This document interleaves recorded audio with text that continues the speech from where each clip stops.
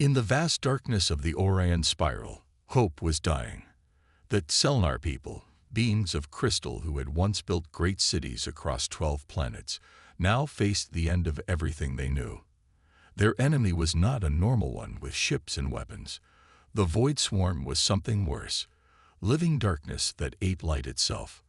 Commander Vixtrol's crystal body caught the dim lights of the ship's command center, sending small rainbows across the metal walls. This ship, the Eternal Light, was one of the last 20 vessels still carrying Selnar people. Just hours ago, they had watched as their third homeworld fell to the darkness. The swarm had covered the entire planet, blocking out its sun until nothing lived there anymore. 7 billion lives, Vixtrol whispered, their voice making the air vibrate in a way that sounded like sad music. 7 billion of our people gone in one day. Officer Lixmar approached, their crystal form shorter and greener than the commander's blue-tinted body. The refugees from the southern continent never made it to the evacuation points, they reported. We've lost contact with the final 3 ground stations. Vixtrol nodded slowly. They had known this was coming but had hoped for more time. The Selnar had once been friends with 30 different space-traveling species. Their crystal technology had been traded across 1,000 worlds. Their art was displayed in museums on planets they had never even visited. But when the Void Swarm first appeared 3 years ago, those friends had quickly become silent.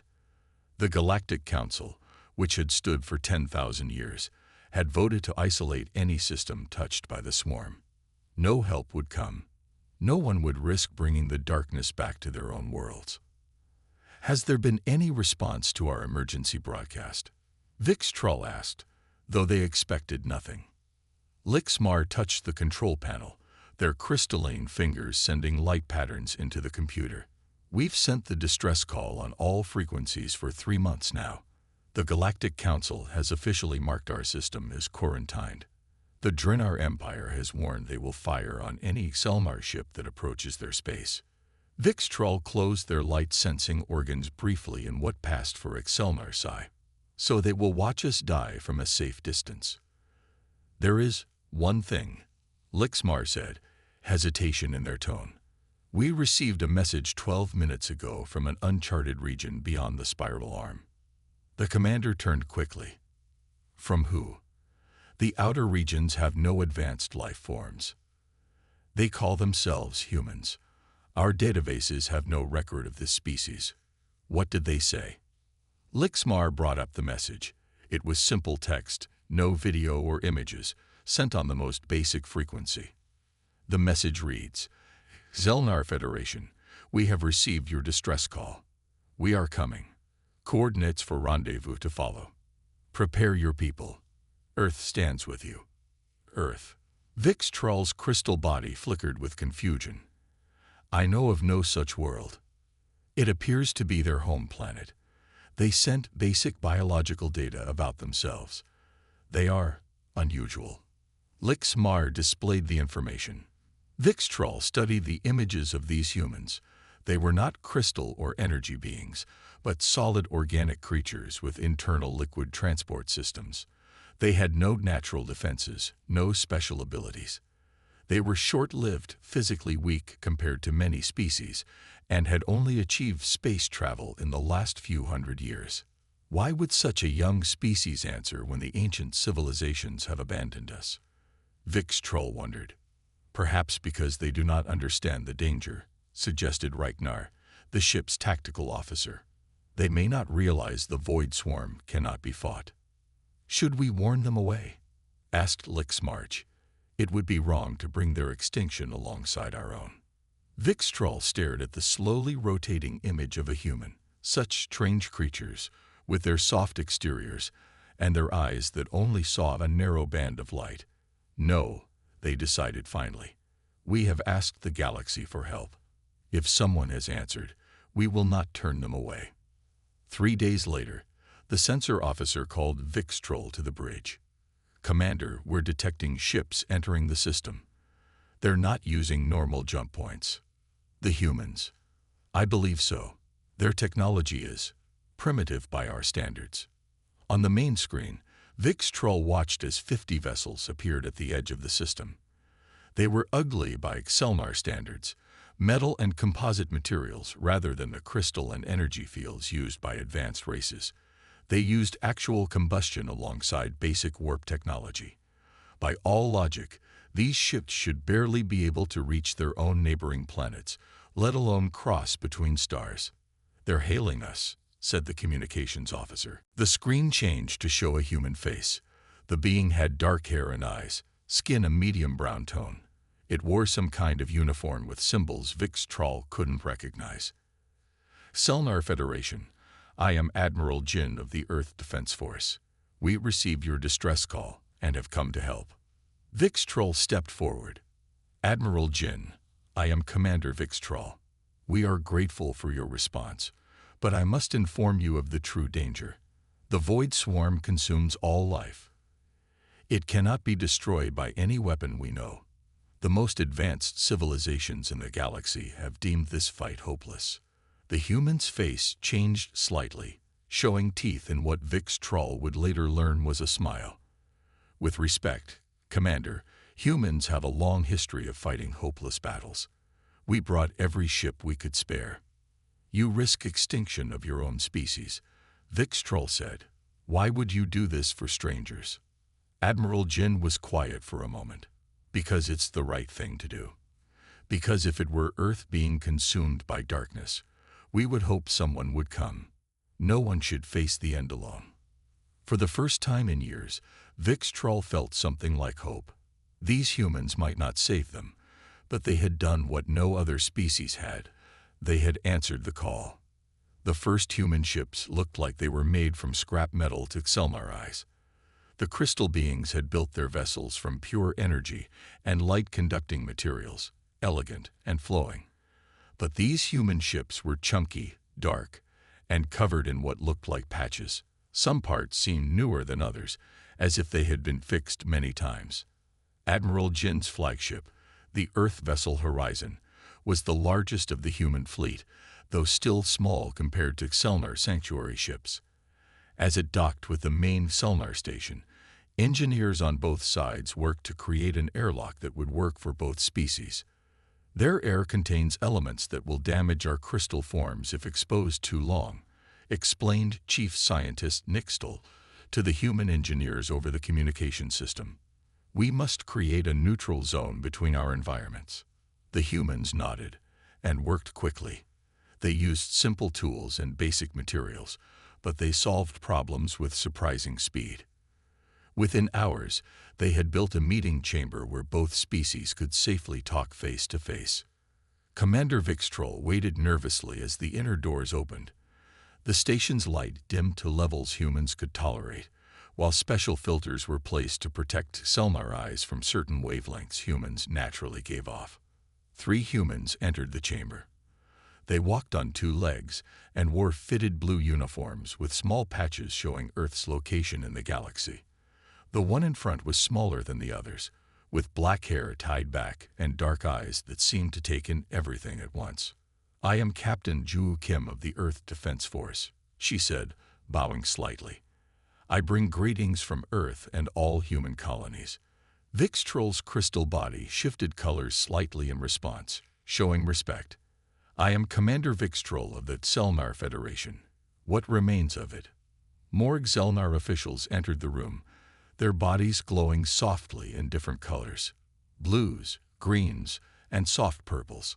To the humans, they looked like walking gemstones shaped roughly like tall, thin humans, but with no clear faces, just smooth crystal surfaces that shifted and changed as they communicated. "Before we discuss strategy," said Vix Troll, "I must understand why you came." No other civilization answered our call. Captain Kim looked at her fellow humans, then back to the crystal beings. "Honestly, we debated coming. Our military council was split. But then we intercepted communications from the Galactic Council voting to abandon you. That decided it for us. You came because others wouldn't." Asked one of the Selmar officials, confusion evident in the rippling patterns across their form. "Partly," said Kim, "but mostly because it was right. Humans have a saying, All that is necessary for evil to triumph is for good people to do nothing. The Selnar council chamber was hastily converted for an emergency meeting. 12 surviving Selnar elders gathered, their crystal bodies arranged in a circle. Captain Kim stood in the center with 2 human officers beside her. Behind them, a large screen showed recordings of the Void Swarm's attacks. The images were terrible, darkness flowing like living oil across Selnar cities, consuming light and life, leaving only dead gray crystal behind. As the recordings played, one of the human officers made a choking sound. The Selnar turned to see something they had never observed before, water leaking from a being's visual organs. "Captain Kim, your officer appears to be malfunctioning," said Elder Tixelor with concern. Kim glanced at her colleague. "She's crying. It's a human response to strong emotions like sadness or empathy. We're seeing your people suffering. It affects us." The elders exchanged light patterns with each other, communicating privately. This emotional display was strange to them. Their own grief was expressed through dimming their light or changing their resonance patterns, not through releasing fluids. After the recordings ended, Elder Tixelor spoke. "Captain, we appreciate Earth's response, but we must be realistic. The Void Swarm has consumed 3 of our worlds already. Our scientists have tried every weapon and defense we know." Kim nodded. "We've analyzed your data. The swarm absorbs energy weapons and passes through most physical barriers, but humans specialize in finding unconventional solutions." She activated a small projector showing Earth ships modified with new equipment. "We've brought experimental weapons that use different principles than yours. We can't guarantee they'll work, but we'll try everything." "Even if you can fight," said Vixtrol, "why would you? Your species has no connection to ours. By basic survival principles, you should focus on protecting your own worlds." Kim was quiet for a moment. "Commander, in our history, humans have often fallen into the trap of thinking only about ourselves. It led to terrible wars and suffering. We've learned that survival isn't just about living. It's about deserving to live, about being the kind of people worth saving." She stepped forward, looking at each elder in turn. "Your people have suffered enough. We can't promise victory, but we promise this: you will not face extinction alone." The chamber was silent. For the Selnar, who valued logical action and efficient use of resources, the human response made no sense. Their entire evolutionary strategy seemed to defy natural law. Later, as the human delegation returned to their ship, Elder Tixelor approached Vixtrol. "These humans puzzle me. They have no natural defenses. Their bodies break easily. Their technology is primitive, yet they choose to fight a battle that advanced civilizations fled from." Vixtrol watched the humans walking away. Perhaps that is why they came. Perhaps only those who know weakness can truly understand the value of standing together. On the horizon, Captain Kim met with her officers. "The Selnar think we're crazy for coming," she said. Lieutenant Sunwoo nodded. "Aren't we? Our ships are outmatched. We've never fought anything like this Void Swarm." "Maybe," Kim agreed. "But humans have always done the impossible when we work together." She looked out the viewport at the crystal ships of their new allies, glittering against the darkness of space. "Besides, if Earth were facing extinction, I'd hope someone would answer our call, too." As the human ships prepared for battle alongside the remaining Selnar fleet, word spread through both forces.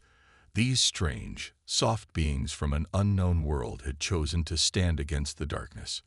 No one knew if they could win, but for the first time since the Void Swarm appeared, the Selnar weren't facing it alone. The first battle began at the edge of the Selnar home system. 3 human ships and 2 Selnar vessels formed a small line against the approaching darkness. They were not trying to win, just testing weapons to see if anything would work against the Void Swarm. The darkness came like a living cloud, moving faster than seemed possible. It flowed toward the 5 ships, reaching out with tendrils that seemed hungry for light. "All ships, hold position," said Captain Juwoo over the shared channel. "Fire only when I give the command." The Selnar ships glowed with energy, their crystal hulls pulsing with light that they hoped might push back the darkness. The human vessels looked small and fragile beside them. When the void was close enough to see clearly through the viewports, Captain Juwu gave the order. All ships, fire test weapons, pattern Alpha. The Selnar ships released beams of concentrated light, hitting the darkness directly. As had happened in previous battles, the void simply absorbed the energy, growing slightly larger. But the human ships did something different. They fired physical projectiles, solid metal rounds coated with chemicals. When these hit the darkness, small explosions of light burst inside the void itself. "We're getting readings," shouted a Selnar scientist on the command channel. "The human weapons are causing actual damage." For a moment, hope flared. Then the void seemed to adjust. It flowed around the areas being hit and suddenly surged forward, moving much faster than before. In seconds, it reached the smallest human ship, the Griffin. "Griffin, pull back," ordered Captain Juwu. "Negative," came the calm reply from Griffin's captain. "We're already caught." Executing Protocol Omega. The Selnar watched in horror as the human ship made no attempt to escape. Instead, it flew deeper into the darkness, its engines pushing to maximum speed. "What are they doing?" asked Commander Vikstrol. Captain Juwu's voice was tight. "What they must." Moments later, a massive explosion lit up space as the Griffin's power core detonated. The blast tore a huge hole in the void swarm, causing the darkness to recoil for the first time ever recorded. They self-destructed?" asked Vikstrol in disbelief. "The entire crew sacrificed themselves." "They died so we could learn," Captain Juwu said quietly. "Now we know conventional explosives can hurt it." The remaining ships retreated as the void regrouped. The battle had lasted less than 10 minutes. One human ship was gone, its crew of 35 lost. But they had discovered the first weapon that could harm the enemy. Back at the Selnar base, the mood was strange. The Selnar mourned the lost human ship, but the humans themselves seemed grimly satisfied. "We heard it," said Lieutenant Jae-yun, studying the sensor readings. The Griffin's sacrifice wasn't wasted. A young Selnar scientist named Pixarin approached him. "Your crew chose to die. Why?"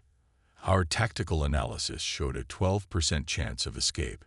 Jae-yun looked surprised. 12% is nothing. And they knew what they signed up for. "We all did." On the second day, the battle moved to the fourth planet of the system, where Selnar refugees had established a small colony. The void swarm descended on the surface, forcing an evacuation. Human dropships landed to help get people out. Commander Vikstrol, now promoted to General of the Combined Forces, watched from orbit as human soldiers escorted crystal civilians to safety. When the darkness cut off one group from their evacuation point, the humans did not retreat. Communications with the trapped squad failed as the void surrounded them. The Selnar command center fell silent, believing the humans lost. Then, incredibly, figures emerged from the darkness, human soldiers carrying Selnar children, leading groups of refugees. "How did they survive direct contact?" asked General Vikstrol. The answer came when the soldiers reached the medical ships. Many were horribly injured. The darkness had taken parts of them, fingers, hands, even entire limbs. Yet they had continued fighting, using whatever they had left. One soldier, Sergeant Taewoo, had lost his right arm below the elbow. Yet he had managed to carry 2 injured Selnar children to safety while using his remaining arm to fire a weapon. "How is this possible?" Pixarin asked, watching Taewoo refuse medical treatment until the children were cared for. He should be in shock from his injury. Captain Juwu watched her fellow human with a mixture of pride and sadness. Humans can ignore pain when others need them more. It's not logical, but it's who we are. The third day brought the strangest sight yet. Human ships flew directly into the void swarm, dropping special bombs that created areas of burning light inside the darkness. Human soldiers in special suits walked into areas touched by the void, planting devices that held the darkness back. Most terrifying to the Selnar was how the humans often smiled during the most dangerous moments, showing their teeth in what should have been a threat display but was actually a sign of determination. "Why do they keep fighting when survival is impossible?" asked Pixarin, watching a team of humans volunteer for a mission with a 9% survival rate. General Vixtrol, seeing Sergeant Tewu lead that very mission despite his missing arm, finally understood. They don't fight to survive. They fight because others need them to. A week into the battle, the Galactic Council sent observers, curious about reports that someone was actually fighting the Void Swarm. The elegant ships of the Moridi and Drenar empires kept a safe distance, watching. "The primitives will be consumed soon enough," said the Moridi ambassador to his Drenar counterpart as they watched human ships diving into the darkness, drawing it away from Selnar evacuees. But day after day, the humans kept fighting. They lost ships and people, yet more came. They adapted quickly, trying new weapons when old ones failed. They never stopped, never retreated unless ordered to, and sometimes not even then. The galaxy had dismissed humans as primitive because they lacked telepathy, photosynthesis, or natural defenses. The advanced species had evolved past the need for physical courage, past the instinct to protect others at personal cost. No one had realized that humanity's very limitations had forged them into beings who refused to accept defeat, who transformed their fragility into unbreakable resolve. "I think I understand now," General Vixtrol said to Captain Juwu, as they watched humans and Selnar working side by side. The most advanced species in the galaxy evolved away their capacity for self-sacrifice. They became too logical, too focused on survival. Juwu nodded. Sometimes the most meaningful victory isn't surviving yourself, but ensuring others do. And as word spread throughout nearby systems that someone was successfully fighting the Void Swarm, other species began to watch with new interest. The humans, it seemed, had brought something to this fight that no technology could replace. The willingness to stand against impossible odds, not because they could win, but because they refused to let others lose alone. The main science lab aboard the Selnar vessel Starlight Crystal buzzed with activity. Human and Selnar scientists worked side by side, an unusual sight that would have been impossible just weeks ago. The lab was split into two sections, one with the bright light and specific atmosphere that Selnar needed, and another dimmer area for the humans. They communicated through a shared computer system that translated between them. Dr. Hiram Park stood at the central table, her dark hair pulled back in a practical style. Around her, holographic images showed the Void Swarm's movement patterns. Several Selnar scientists watched as she pointed to specific areas. "We've been approaching this all wrong," she said. "We keep trying to destroy the Void with directed energy weapons, but that's exactly what it feeds on." Chief Scientist Rixta, whose crystal form glowed a soft blue, moved closer. "Our civilization has used energy-based technology for thousands of years. It is the foundation of all advanced weapons." Dr. Park nodded. "I understand. But sometimes older methods work better for new problems." She pulled up images from human history, simple fires, chemical explosions, even ancient weapons like flamethrowers. The Void absorbs energy directed at it, but what about simple exothermic reactions? Fire, combustion, the basics. "Burning chemicals?" asked Rixta, the light patterns across their crystal surface showing confusion. Such primitive methods were abandoned millennia ago by spacefaring races. "Exactly," said Park with a smile. "And that might be why the Void has no defense against them. It evolved to counter the weapons currently used in the galaxy." Young scientist Pixarin moved forward, their green crystal form brightening with excitement. "She's right. Our scans show the Void has trouble with the aftermath of human explosives. It's not the blast itself. It's the chemical reactions that continue afterward." For 3 days, the combined science teams worked without rest.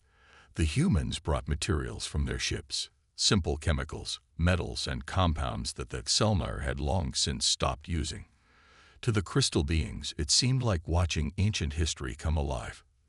"This mixture will burn even in space," explained Lieutenant Minnow, a human weapons specialist. "The reaction creates its own oxygen." The Selnar engineers were fascinated. Their technology had become so advanced that they had forgotten the basic principles that had started their scientific journey thousands of years ago. When the new weapons were ready, Admiral Jin called for volunteers for what everyone knew would be a dangerous mission. The plan was to take modified ships directly into the heart of Void territory, where the swarm was thickest. "Survival probability is estimated at 8.7%, announced the Selnar tactical officer. The room fell silent. Then, one by one, human hands raised. First a few, then dozens, until nearly every human in the briefing room had volunteered. General Vikstrol's crystal form dimmed slightly in what the humans now recognized as shock. "You all volunteered despite knowing the odds." Captain Juwu nodded. "We all do, General. Just assign whoever you think is best for the mission." As the human volunteers left to prepare, Pixrin approached General Vikstrol. "I do not understand. They choose missions that will likely kill them. It's statistical suicide."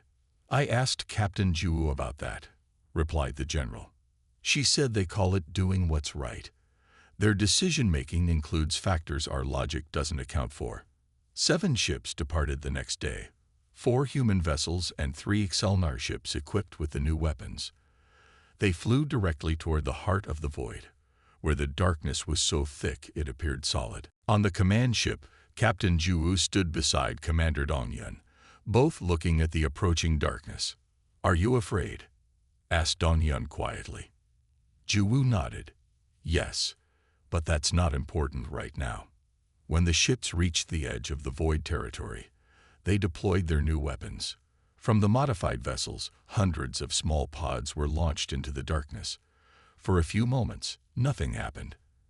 Then suddenly, points of intense light appeared within the void itself. The pods contained chemicals that, when mixed, created self-sustaining reactions.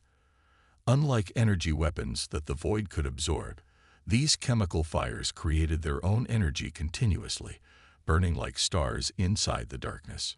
From the observation deck of the Starlight Crystal, General Vikstrol and the Selnar command team watched in amazement. The void swarm was actually retreating from the spreading fires. "It's working," exclaimed Pixrin, their crystal form glowing brightly with excitement. For hours, the 7 ships deployed their weapons, creating a network of burning areas that the void could not cross. 2 human ships were lost when the darkness surged unexpectedly, but the crews managed to launch escape pods before they were consumed. When the surviving ships returned, they brought incredible news. For the first time in recorded history, the void swarm was retreating.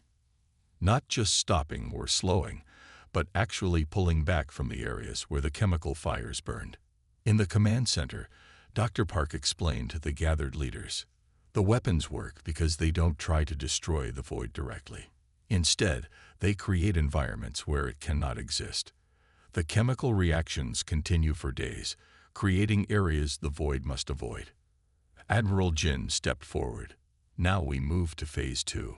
We'll create a barrier of these reactions around your remaining colony worlds, then start pushing the void back, sector by sector." A Selnar elder raised a concern. "Your people have already suffered heavy losses. The next phase will be even more dangerous." Admiral Jin looked around at the human officers, then back to the Selnar leaders. "With respect, Elder, when we answered your call, we knew the cost. We accepted it." Over the next 2 weeks, human and Selnar forces worked together to deploy the new weapons in strategic locations. Human ships often took the most dangerous positions, drawing the void's attention, while Selnar vessels placed chemical devices. The Galactic Council observers could hardly believe what they were seeing. Species that had written off the Selnar as lost were now sending messages asking how the void was being fought successfully. "It is the humans," General Vikstrol told them. "They found a way when all others saw none." What impressed the Selnar most was not just the humans' willingness to fight, but how they celebrated even small victories. After particularly dangerous missions, humans would gather, share food and drink, tell stories, and even laugh.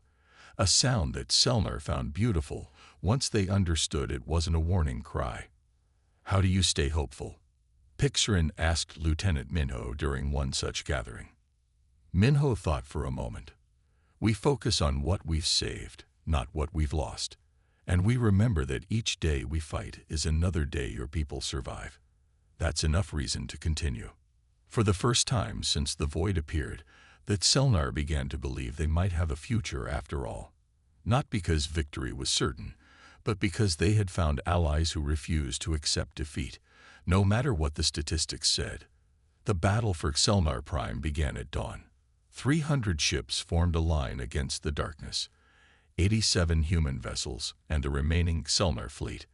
Behind them was the last untouched Selnar world, their original homeworld.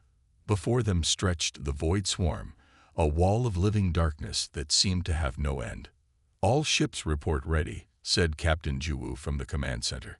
Her uniform was wrinkled from days without rest, but her eyes were clear and focused. General Vikstrol's crystal form glowed with a steady blue light beside her. "Once we begin, there is no turning back. The plan requires all ships to maintain position, regardless of losses." Admiral Jin nodded. "Everyone understands the stakes.